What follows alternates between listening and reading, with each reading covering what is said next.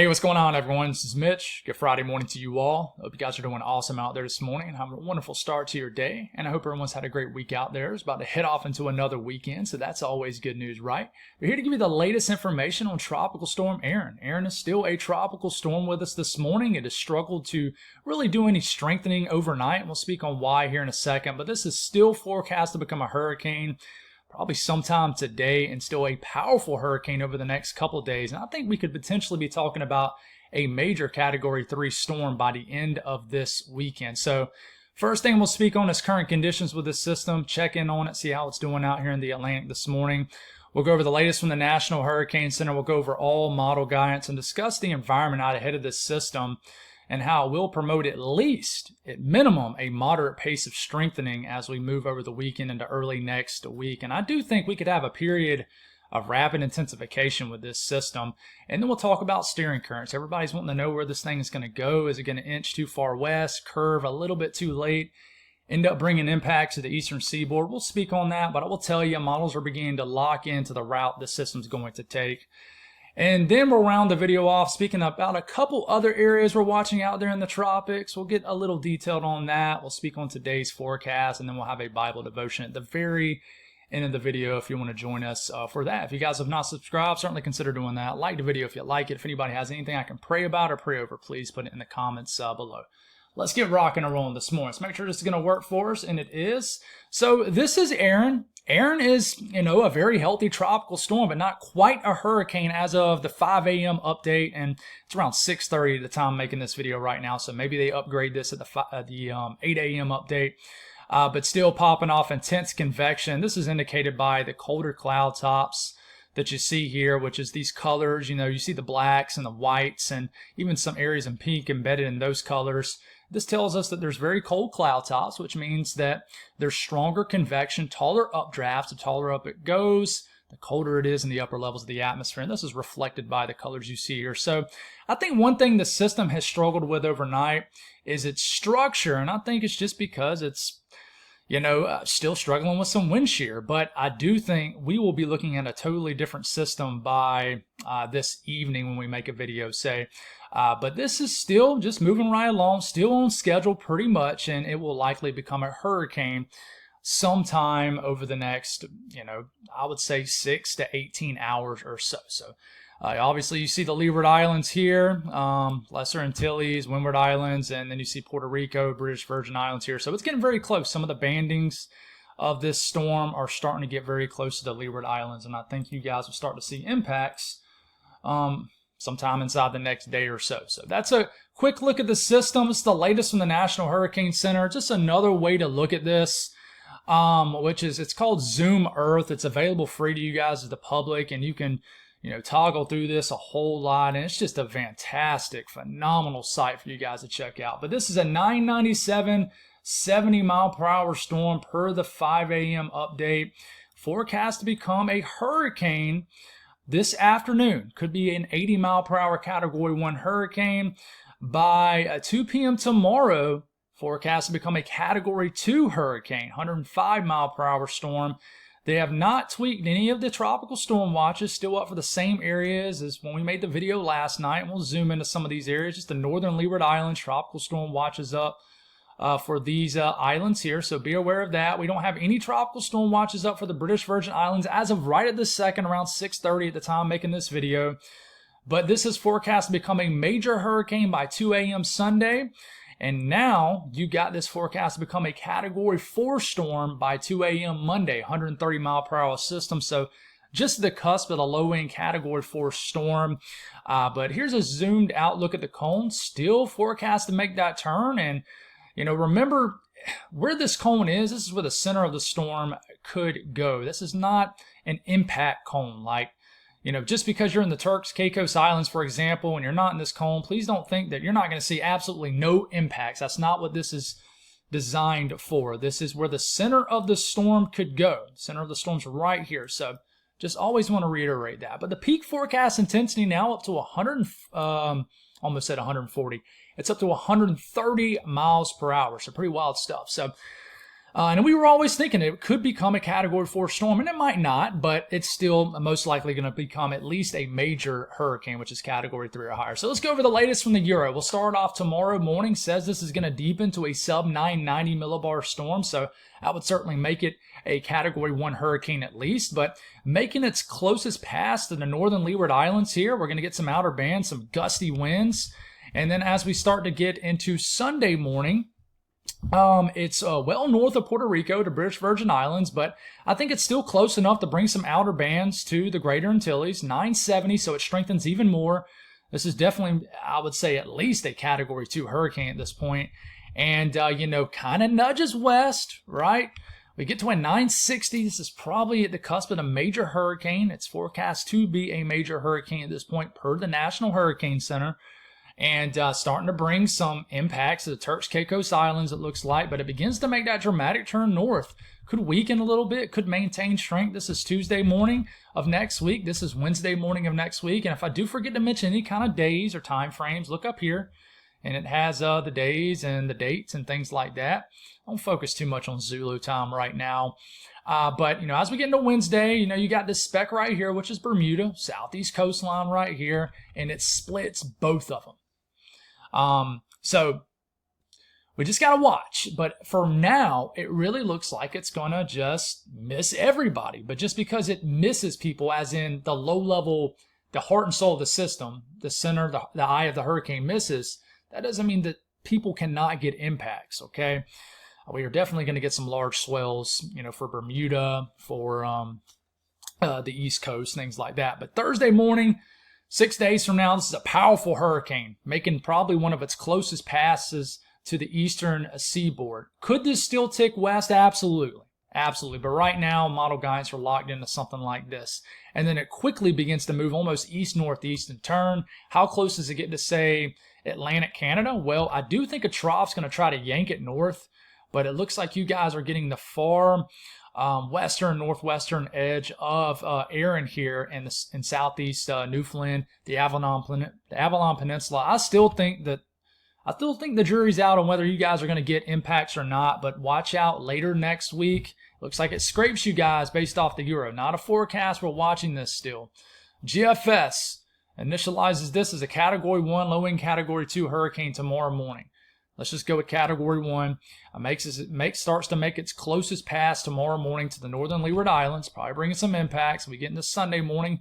You can see that number begins to drop even more. So we got a deepening of the millibars, which means a strengthening hurricane.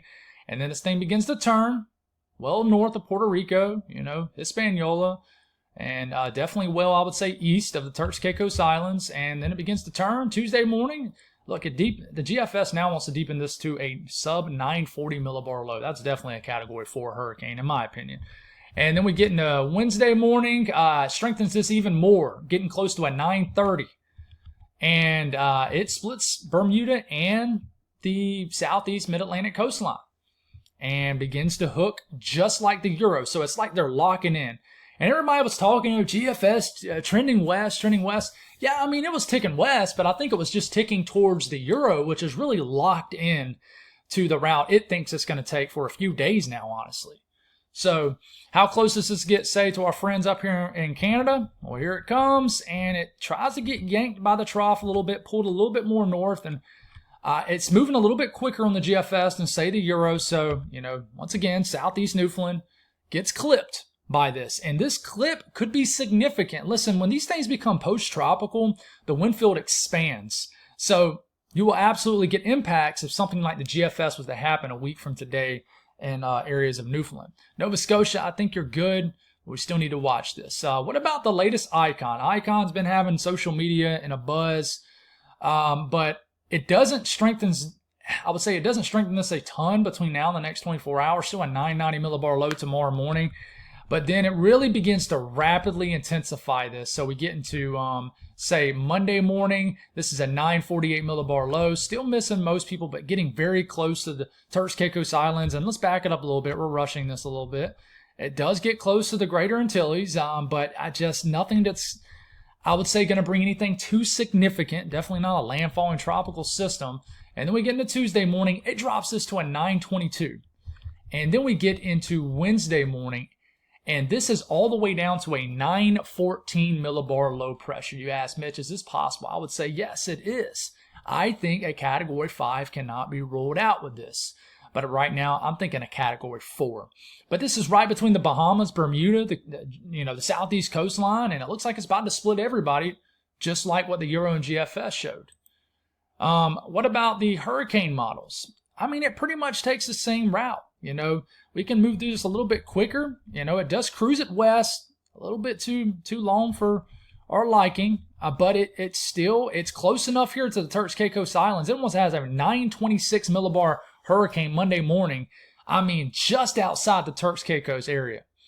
That would definitely bring impacts. I mean, you got just up the road in the ocean, a Category 4 or 5 hurricane, you would absolutely get impacts from this. How much? I mean, not quite sure. We still got to figure that one out. But this thing does begin to hook that turn north, feels that weakness that we'll talk about here in a second, and it ends up kind of around the same area as all the other models. And same thing with the HFB model, and cruises west. We need this thing to turn, and eventually it does. And the hurricane model's wanting to get this into the 920s. And listen, for anybody that says, well, that's an outlier, it's absolutely not, in my opinion. I think that the environment will support a very, very powerful hurricane. And we got to count our blessings if this just manages to split everybody. Because it's definitely a powerful system. So let's hope that, this works out for all of us, right? But the Euro Ensemble shows pretty much what all the other model guidance shows. It shows a recurve, and it just likes the idea of it. A recurve. I know. How's it a recurve? It never curved in the first place. You guys made a really good point about that a few days ago. But it does curve here, and it looks to curve right between Bermuda and the East Coast. So technically, it doesn't make an actual landfall anywhere. And most of them miss Atlantic Canada. So when I told you guys that, model guides begin to lock in to the route this is going to take, that's what I mean. So why is this going to go boom over the next few days? And boom as in, why is it going to explode in strength? Okay, so this is what the HFA model thinks that the upper winds are right at this second or about, right? I mean, it's just a model. It's not going to be able to tell us exactly what's going on. So right now it's saying that, let's draw on this, and this is at 200 millibars, so 40,000 feet up in the air. This is above the actual system. So right now it's saying that air is expanding out like this, like that, like this, kind of dropping quick down here and going like that, and same thing kind of right in here. So we compare this to real-time action with this system. Let's compare this to what's actually going on with this system. Well, this is the sun coming up on the system right now. And man, we almost matched it up, right? That was pretty wild. But it looks exactly like that. You see these clouds right in here expanding outward, just like this, just like that, just like that. And then it kind of drops down here pretty dramatically. And I just still think that we don't have a robust outflow still on the eastern side of the system. I still think some winds are working against this system, but I do think that the environment is going to improve, and I think eventually more air will expand out like this, and this will just create a massive ventilation machine for this system to live and breathe its best life. And it's already taken on that look. The clouds are expanding out more, as you can tell. You're not seeing this thunderstorm activity getting shredded apart as much. Still a little bit of cloud tops being shredded off here. But I really think the system's improving. It's all about improving the actual structure of the system now, which I think is beginning to happen based off what I'm seeing. I don't pretend to know everything, guys. I know there's always going to be someone that's smarter than you, right? But based off what I'm seeing, this thing is starting to take on that more expansive look that eventually strong hurricanes take. So let's go back to this, right? Why does this explode? Watch how this millibar number begins to dramatically drop over the next, basically, weekend.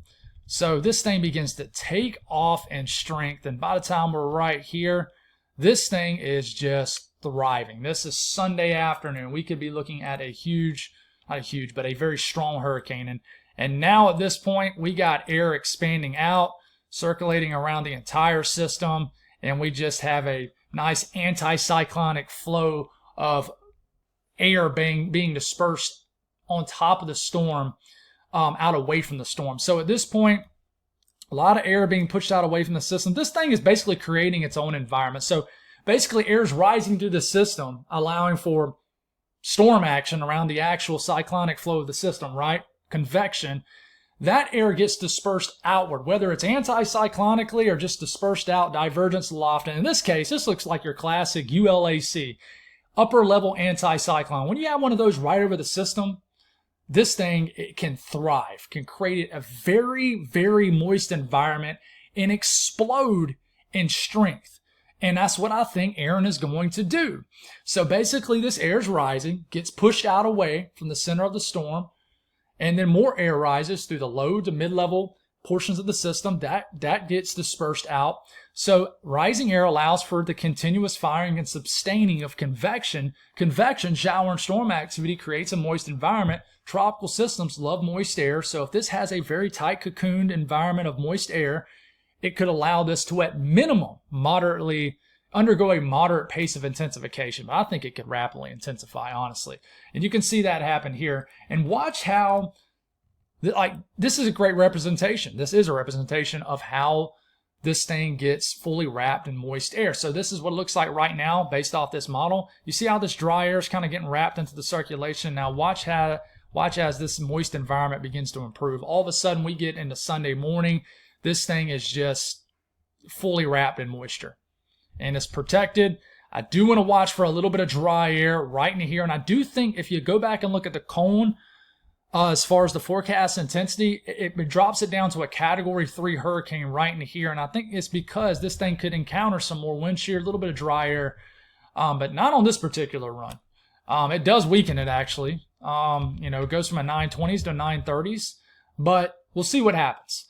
And listen, Model Guys has teased at that for a while. Once it gets into the tail end of the weekend, early next week, there could be a period of where it weakens. But who knows what that's from? It could be an eyewall replacement cycle, and we'll talk about that. We're not going to get into that right now. We'll talk about that when it comes. It could be many things. But regardless, this thing's going to explode over the next couple of days. So, steering currents. We're going to move through this a little bit faster than we've been doing, but I mean, it's a pretty easy thing to explain here. So the warmer colors you see on your screens, the yellows, the orange, the reds, that's high pressure or ridge. The cooler colors like the blues, that's a lower pressure. So our actual system itself is a low pressure itself, which is right here. But the flow around high pressure is doing like this, right? So it's going like that, and this is verifying for this afternoon. So it's pushing Erin east to west, right, around this weaker area of high pressure. So that's why it's going pretty much west right now, because the flow around high pressure. Now we continue to move this in time, and we get into, to around this time tomorrow. A trough develops over the North Atlantic. You can see it right here. That's an ugly arrow. Right into here. So that kind of weakens the ridge in place. There's still some ridging right here steering this system, but it's so weak that it really isn't reflected by any coloring on your screen. But I think this trough, which I don't think is being talked about enough, Levi, which is the best to do it when talking about the tropics, he's the guy that created and runs Tropical Tidbits. He talked about this in a few videos back. I think this trough comes down and weakens this ridge right here, and that's why you see sort of the yellows fade to just white, which means there's lack of ridge in place. And as we move, this influence sort of moves on out the way, and then the ridge tries to build on top of the system right here. You can see ridging trying to build back in. I think this tries to nudge this a little bit further west. But I think at this point, there's just a weakness created here from basically the weakening that was done from the trough up top. And I think this thing is just gaining too much steam at this point. It's gaining latitude. It's a strong, powerful hurricane, and it's already felt the weakness enough, and it takes off. Now, how long does this trough move around? I mean, one thing that I could say here is, you see this trough right here that's waiting to pick this system up and sling it back out further north in the Atlantic? Does this thing, is this potentially modeled wrong? Does this continue to sort of hang back here, which I definitely don't think is going to happen at this point, or does this sort of get kicked out and move further over here? If either one of these things happen, then maybe the ridge hangs out along this area a little bit longer and pushes this closer But right now, and especially as we continue to get closer in time, you're going to need a major failure by model guidance for it to miss this, because we are getting closer to this. But it really looks like this trough is going to fill. It looks like a Hurricane Erin is going to fill this trough, and it's going to get picked up and slung back out. So that's the steering current there. Okay, weakness created with the ridge opens up an avenue. This thing gets pulled out, and that's all she wrote. But a couple things, like I said, could still happen. 150 miles makes a huge difference to certain areas, especially the Outer Banks and obviously the Bahamas, Turks, Caicos Islands. But we still got some things to figure out with this for sure. So, but moving forward here, we do got this area of interest right here. It's Invest 98L. It's just running out of time. But it could become a short-lived tropical depression based off the discussion. And if you look at it right now, I mean, like I said, it's moving east to west, and it's just running out of time. Here's Brownsville, Texas, southern Texas, and the northern coastline of Mexico. This thing is just heading right towards these areas, and it's just running out of time to develop. If it had more ocean, if it had about 2 more days of ocean, I think this thing could become a tropical storm. But right now, not the case. So what about what's after Erin and Invest 98L? So we're going to start this Wednesday morning. There is a tropical wave right here I want to watch. It's indicated about an 850 millibar Vort map. Shows some low-level energy right here, a little bit here too. Does either one of these develop? Obviously ignore the eyesore on the map, which is Erin. We already talked about that. The Euro does not have this developing, but there is a wave certainly running right through the Greater Antilles. But you know, this wave does say 10 days from now, make it all the way to South Florida, and then kind of hangs out off the coast of the Southeast, sort of dances around. But for now, model guidance is still everywhere on this. Okay, so that's the Euro. What about the latest GFS? GFS wants to develop something right here. Okay, so develops a tropical cyclone, develops another one behind it. That's Erin getting slingshot up into the North Atlantic. So GFS has 2 tropical systems. One much stronger right here. This is the same thing that was shown yesterday evening on the GFS run. Kind of disappeared last night. Now it's reappearing this morning. And we have it looks like probably a hurricane right here, kind of the same area that maybe Erin will be in the next few days. But let's take another look at this here. This is the GFS. Here it comes. Has another hurricane.